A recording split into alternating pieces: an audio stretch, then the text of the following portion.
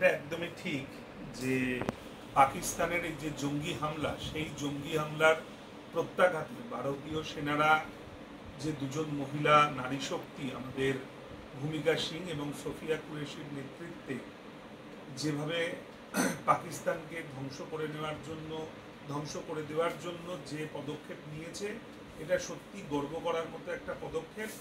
এবং শুধুমাত্র দুজন মহিলা সেনার নেতৃত্বে যেভাবে ভারতীয় সেনাবাহিনী তাদের পরাক্রম দেখিয়েছে, তাতেই বোঝা যায় যে ভারতীয় সেনারা কতটা দক্ষ এবং পাকিস্তানের মতো জঙ্গি সংগঠনকে, জঙ্গি দেশকে ধ্বংস করার জন্য মহিলারাই যথেষ্ট। এটা সারা বিশ্বের কাছে কিন্তু একটা নজির সৃষ্টি করল ভারতীয় সেনাবাহিনী। এবং পাকিস্তানের এয়ার ডিফেন্স সিস্টেমকে ধ্বংস করার জন্য আগামীতে আমাদের ভারতবর্ষের যে সমস্ত সেনা জওয়ানরা রয়েছে, নৌসেনা, বায়ুসেনা থেকে শুরু করে সকল ধরনের সেনারা, তারা যে পরাক্রম দেখিয়ে যুদ্ধে জয়ী হবে, এটা শুধু সময়ের অপেক্ষা।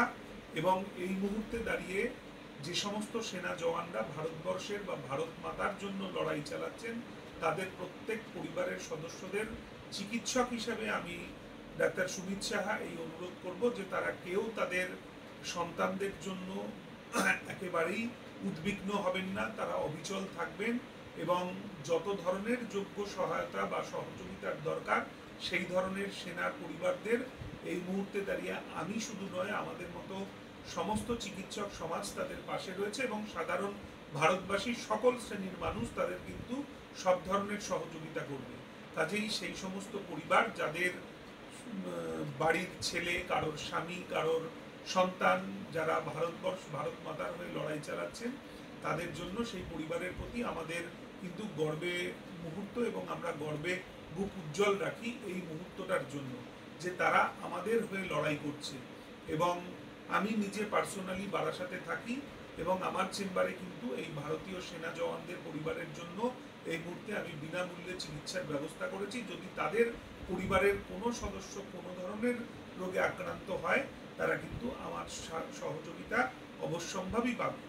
এবং সব থেকে যেটা বড় কথা, সেটা হচ্ছে এই যে পাকিস্তানের উপর জঙ্গি হামলার যে পরাক্রমটা, আমাদের প্রত্যাঘাতটা ভারতীয় সেনারা নিয়েছে, সেটা কিন্তু প্রথম কোনো রাজনৈতিক নেতা হিসেবে আমাদের সর্বভারতীয় সাধারণ সম্পাদক অভিষেক বন্দ্যোপাধ্যায় বলেছিলেন যে এই মুহূর্তে সব থেকে আগে উচিত দেশের প্রধানমন্ত্রী এবং স্বরাষ্ট্রমন্ত্রীর পাক অধিকৃত কাশ্মীরটাকে দখল করে নেওয়া। এবং সেটার জন্যই কিন্তু আমাদের ভারতবর্ষের মানচিত্রে একটা বিচলিত অবস্থা দেখা যায় যে ভারতীয় সেনাদের কিন্তু সেই জায়গাটা প্রহরাতেই কিন্তু একটা অচলাবস্থা তৈরি হয়, কারণ এই জঙ্গি সংগঠনরাই কিন্তু এই অচলাবস্থাটা ভারতীয় মানচিত্রে সর্বক্ষণ করে থাকে। এবং এটা হচ্ছে সেই উপযুক্ত সময় যেটা অভিষেক বন্দ্যোপাধ্যায় আজ থেকে 13-14 দিন আগেই সমাজ মাধ্যমে যিনি জানিয়েছিলেন যে পাক অধিকৃত কাশ্মীর দখলের কথা, সেটাই কিন্তু আজকে আমরা দেখতে পাচ্ছি। এবং আমরা অপেক্ষায় রয়েছি কতক্ষণ এই পাক অধিকৃত কাশ্মীরটা আমরা দখল করে নিয়ে ভারতের মানচিত্রে সুবিস্তারে আমরা সেটাকে সুশাসনের অধিকারে রাখতে পারবো। এবং আমরা যারা ভারতবর্ষের পর্যটন পিয়াসী মানুষ রয়েছে, কাশ্মীরের যে পর্যটন কেন্দ্র, সেটা কিন্তু অত্যন্ত সুন্দরভাবে সকল ভারতবাসী উপভোগ করতে পারবে। কি মনে হচ্ছে পাকিস্তান টুকরো হবে?